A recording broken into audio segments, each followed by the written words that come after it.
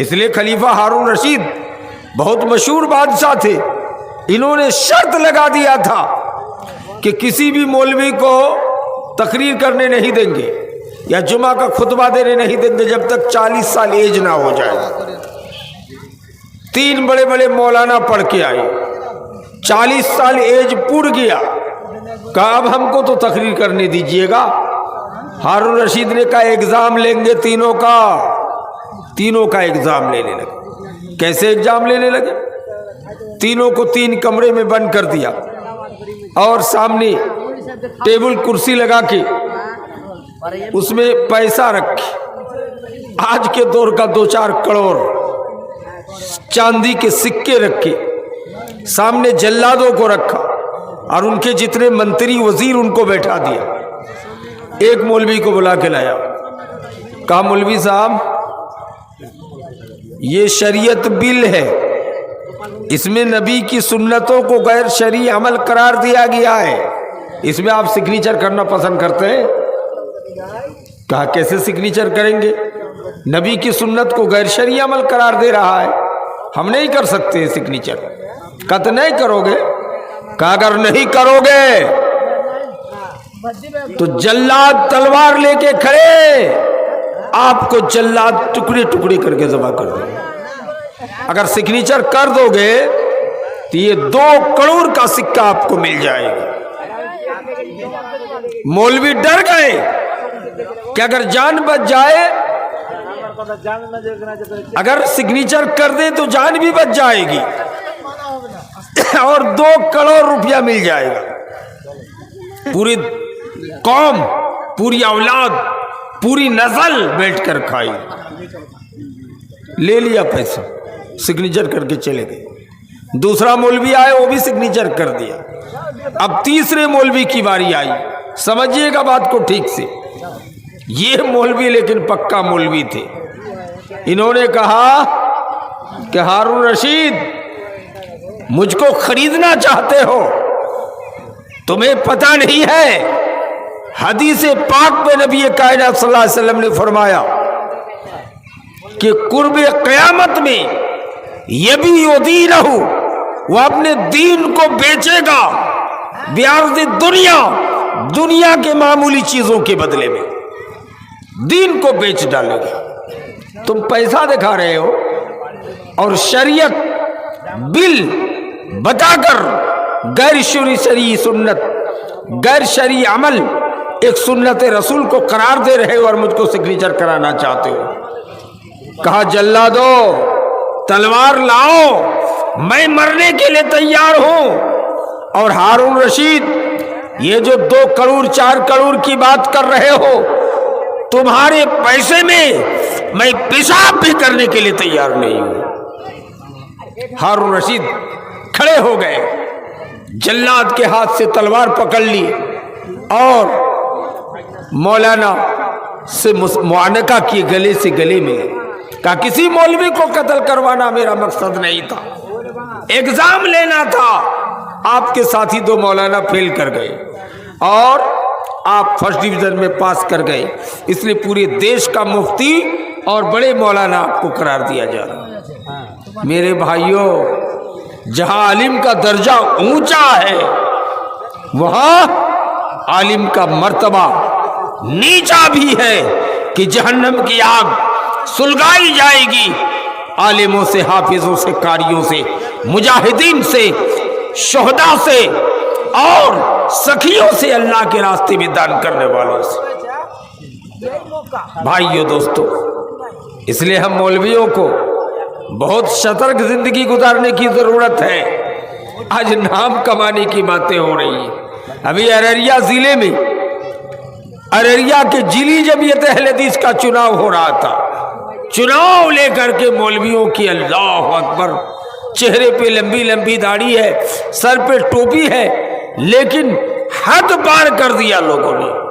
Police بلا لیے، media بلا لیے اور ایک دوسرے کے گئے گزرے گندی گندی گالیاں اور بھدی بھدی گالیوں پہ اتر آئے۔ میرے کیا ہو گیا ہے؟ ایک زمانہ تھا، ضلع کٹیہار کی بھی جمعیت کی بات تھی، جب میں اولا جماعت میں پڑھ رہا تھا تو ہمارے بھائی پروفیسر امداد احمد اور ہمارے گاؤں کے ایک مولوی اکمل حسین رسید چھاپے ہوئے تھے جلی جمعیت اہل حدیث کا. تو ہم نے کہا اہل حدیث کیا چیز ہے؟ اس زمانے میں جانتے بھی نہیں تھے. تو سب سے پہلے کٹیہار ضلع کی جمعیت کے اہل حدیث کی تشکیل کر کے وہ لوگ چلا رہے تھے. ان کے بعد دربھنگا سے ڈاکٹر سید عبدالحلیم، پٹنہ سے مولانا سید عبدالسمی جعفری ندوی حفظہ اللہ رحمہ اللہ تشریف لائے تھے، اور مولانا عبدالخالق سلفی رحمہ اللہ، بڑے بڑے علماء آ کر کے جمعیت کے چناؤ کیے، اور کجرا کے مولانا مصلح الدین سلفی کو سیکرٹری بنائے جمعیت کے ناظم، اور امیر بنائے ایک دوسرے مولانا. ان کے کچھ دنوں کے بعد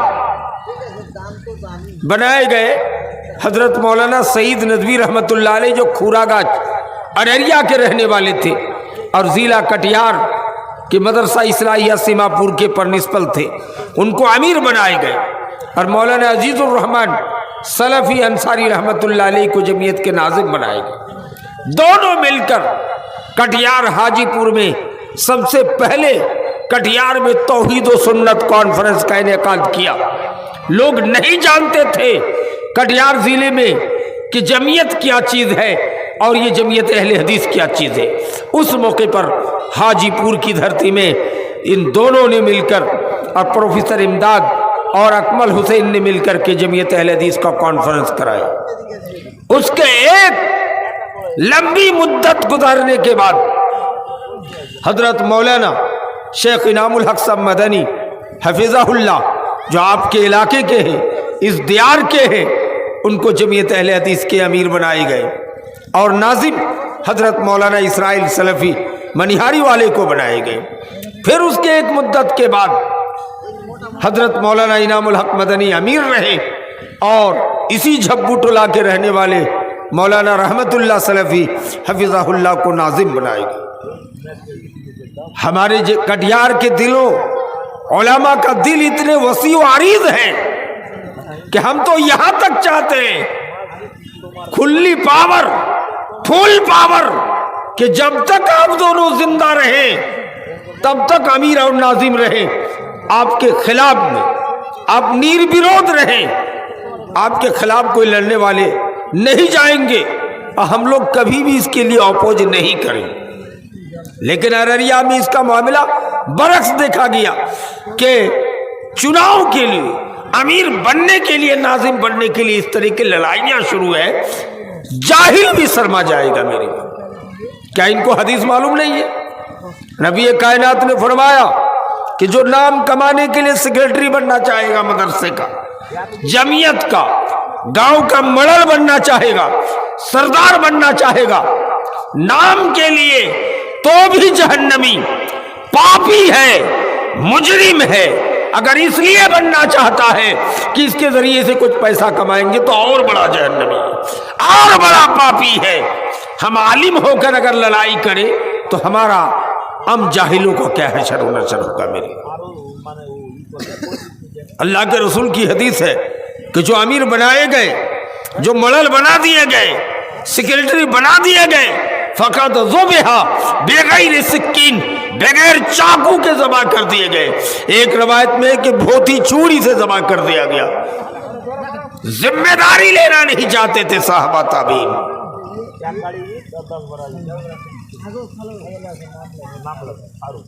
آج ہم بننے کے لیے پریشان ہیں کہ گاؤں کے ہمیں سردار بنا دیا جائے، مڈل بنا دیا جائے، سیکرٹری بنا دیا جائے، ہمیں جمعیت کے امیر یا ناظم بنا دیا جائے. ذرا غور کیجیے اس حدیث کے پیش نظر. بخاری مسلم کی روایت موجود ہے، نبی کائنات نے فرمایا کہ اگر شہرت طلبی کے لیے، صیت کے لیے، نام کمانے کے لیے آپ بننا چاہتے ہیں تو بھی پاپی، تو بھی جہنمی. اگر اس لیے بننا چاہتے ہیں کہ ان کے توسط سے کچھ پیسہ کمائیں گے تو اور بڑا جہنمی. ہم نہیں چاہیں، لیکن پوری امت کے لوگ، علاقہ والا خوش دلی سے सब लोग कह रहे हैं कि मौलाना आप ही को रहना होगा, आपको बनना होगा, वो अलग बात। लेकिन अगर हम बोरो करके लाए, अपने दलाल फिट करके रखे, पैसा खिला करके अपने चेले चमचे तैयार करके रखे कि हमको ला करके चुन लेना, तो भी पापी है। आम राय से जो चाहे बना दे, तब उसकी जिम्मेदारी और हक को अदा करना चाहिए। इसलिए मेरे भाई, सरदार बनने के लिए, मलल बनने के लिए, जिम्मेदार बनने के लिए हरगिज लड़ाई ना करें। एक साहबी रसूल है, बहरैन का गवर्नर है, थोड़ा सा चंदा करके नबी को ला के दिए। आजकल चंदे में क्या देते हैं? चावल, गेहूं, धान, मकई, पैसा। नबी के दौर में चंदे में आता था खजूर, किशमिश, मनक्का, जेवरात, अंगूठियां, जिस तरह अभी भी जेवर दे आता। चंदे ला करके नबी के पास जमा कर दिए। वो बदरी साहबी है, एक अंगूठी नबी की इजाजत के बगैर अपनी उंगली पे लगा लिया, उंगली पे लगा। ख्याल कीजिएगा, करोड़ों का चंदा लाके नबी को दिए। बहरैन का गवर्नर है, बदरी साहबी है। बदरी साहबी समझ रहे हैं? जंगे बदर में जो 313 साहबी शरीक हुए थे, तो नबी ने कहा था कि दुनिया का कोई भी पाप करोगे तो अल्लाह ताला तुम पे असर नहीं डालेगा, तुमको जन्नती बना दी। क्योंकि काफिर लोगों की तादाद 900 से ज्यादा और मुसलमानों की तादाद 313, हर एक को आपने जन्नत की खुशखबरी सुनाया था। बदरी साहबी है, एक अंगूठी नबी की इजाजत के बगैर लग लिया। जनाजा पढ़ाए कौन? मर गया कुछ दिनों के बाद। जनाजा कौन पढ़ाए? नबी सल्लल्लाहु अलैहि वसल्लम। हम लोग कहते हैं ना, क्या नहीं फलाने की जनाजे में काफी भीड़ थी, तो जनाजे में भीड़ कह के क्या बोलना चाहते हैं? जन्नती नहीं। अगर एक आदमी पापी है और काबा शरीफ के इमाम हरम भी जनाजा पढ़ा दे और उनका अमल खराब रहे तो कब्र से पिटाई शुरू हो जाएगी। लेकिन एक आदमी का अमल अगर सही है, ईमानदार है, कोई जनाजा पढ़ने वाला नहीं है, पूरी झब्बू टोला, नया टोला, किशनपुर वाले इनकार कर दे, 3 आदमी जाकर के उनको मिट्टी देकर आ गया है, लेकिन अंदरूनी अमल सही है, तो कब्र ही से उनमें जन्नत की हवा चला दी जाएगी। मेरे भाई, क्या कहना चाहते हैं कि फलाने की जनाजे में काफी भीड़ करके क्या कर लोगे? नबी जनाजा पढ़ के आए, दफन करके आए। हदीस में मौजूद है कि जिब्रील अमीन तशरीफ लाए, नबी को आकर कहने लगे कि आपके साथी को कब्र में अजाब दिया जा रहा। नबी परेशान थे, अपने साहबी, अपने साथी के गम में मस्जिद नबी से बाहर फिर अंदर जा रहे थे। नमाज का वक्त हुआ, अजान हुई, नमाज अदा की गई। नबी ने खड़े होकर के कहा कि फलाना बहरैन के गवर्नर के बारे तुम सबका क्या ख्याल है? कैसा आदमी था? सबने कहा ठीक, बड़ा सही अमल करते। नबी ने कहा फिर कब्र में अजाब क्यों दिया जा रहा है? जिब्रील ने अभी आके बताया है, क्या माजरा है? कहा उनकी बीवी जिंदा है? कहा जी हाँ। नबी ने अम्मा आयशा रजी अल्लाह ताला अन्हा उम्महातुल मोमिनीन है, नबी की बीवी है, हम सब मोमिनों की रूहानी माँ है। अम्मा आयशा रजी अल्लाह ताला अन्हा को भेजा गया कि जाओ बहरैन की बीवी से पता लगाओ कि तुम्हारा शौहर, तुम्हारा हस्बैंड कैसा था। हजरत आयशा को बताया कि मेरा हस्बैंड तो पक्का सच्चा नमाजी थे, तहज्जुद गुजार थे, बड़े नेक थे, बड़े शरीयत पसंद थे, फिर क्यों ऐसा कहते हो? कहा हाँ, अरे चंदा करके बहरैन से जो ले आए थे ना, सोचा कि सब हम ही ला के दिए, एक अंगूठी नबी के इजाजत के बगैर लगा लिया था। हजरत आयशा ने आके नबी को बताया। हजरत आयशा का ये जुमला सुनकर नबी ने कहा, या आयशा, इसको तुम मामूली समझते हो, वलौ काना मिस्लु ज़बदिल बहर, अगर समंदर के झाग के बराबर, समंदर के पानी के बराबर भी नेकियां होती तो अल्लाह मिटा के इसको दाईमी जहन्नमी बना देता, एक अंगूठी की खयानत की वजह से। इस हदीस से क्या पता चला? मड़ल, सरदार, चर्ब कुर्बानी के पैसे खाने वाले, फितरों का पैसा खाने वाले, चंदा करने जाता है, 5000 की रसीद को जीरो मिटा के 500 बनाने वाले, सुन लो कल कयामत के दिन क्या जवाब दोगे। बहरीन के गवर्नर को कब्र में आजाब दिया जा रहा है। नबी कायनात गए, उस कब्र पे एक हरी टहनी गाड़ दिए और नबी कायनात ने दुआ की। नबी की दुआ की बरकत है कि बहरीन के कब्र से, बहरीन के गवर्नर की कब्र से अजाब को टाल दिया गया। जरा गौर कीजिएगा। इसलिए बरेली हजरात जो है कब्र में हरी चादर चढ़ाते हैं, कहते हैं कि हरी टहनी नबी ने गाड़ा था और कब्र से अजाब टाल दिया गया था। हालांकि नबी का मौजज़ा है, लेकिन बिदअती हजरात कहते हैं कि हरी टहनी गाड़ने से कब्र की अजाब कम कर दी गई, इसलिए हम लोग हरी चादर चढ़ाते। तो तुम पीर से मानते क्यों हो? इसका मतलब कि पीर को कब्र में अजाब दिया जा रहा है, ऐसा तो नहीं। मेरे भाइयों, एक अंगूठी की खयानत की वजह से है ना, हमारा आप कोई कहने वाले नहीं है। कहते कहने क्यों जाएंगे, वो अपने कब्र में जाएगा, वो मौलवी जो करता है करने दीजिए, वह फलाना साहब जो करता है करने दीजिए। नहीं, ऐसा करने से काम नहीं चलेगा। दाऊद अलैहिस्सलाम की कौम को अल्लाह ने बंदर बना दिया कि नहीं? ये बना इस्राइल है, इनको शनिचर के दिन मछली का शिकार करने से मना किया गया था। इन बदतमीजों ने कहा कि मछली का शिकार मना है, तो एक काम करते हैं, और शनिचर के दिन दाऊद अलैहिस्सलाम की तकरीर सुनने के लिए मछलियां आती हैं, तो शनिचर के दिन मछलियां आएंगी, उन मछलियों को हम लोग बाना दे के घेर देंगे और इतवार के रोज उस मछली का शिकार करेंगे। तो उसमें कुछ लोगों ने मना किया था कि हम शिकार करने नहीं देंगे, बाना गाड़ने नहीं देंगे।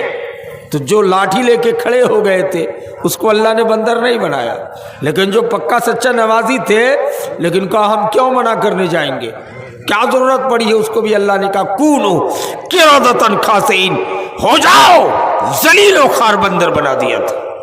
मेरे भाई, इसलिए हमें आपको मना भी करना होगा। दलील एक और हदीस, हजरत उमर रजी अल्लाह ताला अन्हो मदीने की मस्जिद में जुमा का खुतबा देने के लिए मिंबर पे चढ़े, नए रंग का कुर्ता पायजामा पहने थे और खुतबा देना शुरू किए थे। अभी अल्हम्दुलिल्लाह पढ़े भी नहीं थे। हजरत अबू सईद खुदरी, हजरत मोहम्मद बिन मसलमा, हजरत अबू मूसा अशअरी, 5 सहाबी मिलके हजरत उमर को मिंबर से उतार दिए।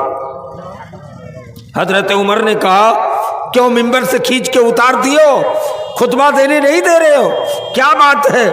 कहा अमीरुल मोमिनीन, आप खत्ताब का बेटा है, आपकी बाप दादा की संपत्ति का ब्यौरा मेरे पास है, कहाँ से पैसा पाए हो कि शानदार शेरवानी पहन के जुमा का खुतबा देने खड़े हुए हो?